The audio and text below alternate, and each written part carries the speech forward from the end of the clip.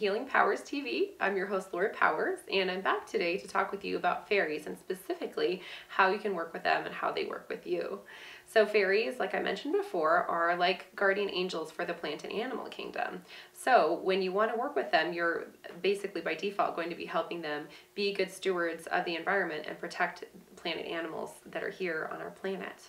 So many of us who have a life mission that involves protecting the planet already work with fairies whether or not we're aware of it. But you can specifically call on their help for anything that has to do with this area that we're talking about and involving the earth. And you can also get their help with other things like abundance, finding love, finding the perfect home, etc. However, unlike angels who will help you regardless of what you've done, because angels are very forgiving, fairies are a little different. With fairies, you need to kind of prove yourself to them. So they may send little tests your way. I remember one time walking home and feeling very specifically like there was a test and it had just rained and there were all these worms all over the sidewalk, and I felt very strongly that I had to, save these worms basically and put them back in the earth, and I did so. So you never know what those tests are going to be, but certainly using environmentally friendly products, recycling, using household cleaning products that are safe and non-toxic are going to be really good things. But there might actually be specific tests that they set up for you.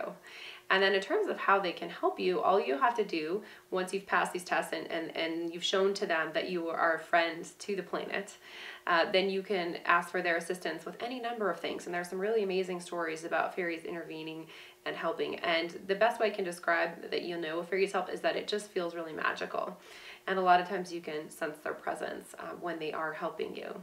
So think about that and just know that they are real and that they're here, especially now in this time of great earth transition with climate change. Their work is more important than ever and needs to be regarded, and they need help. So I hope that everyone will consider that and that they will start to pay attention, maybe think about the earth and the planet and these beings that are generally speaking invisible to us when they're making decisions that affect the rest of the planet.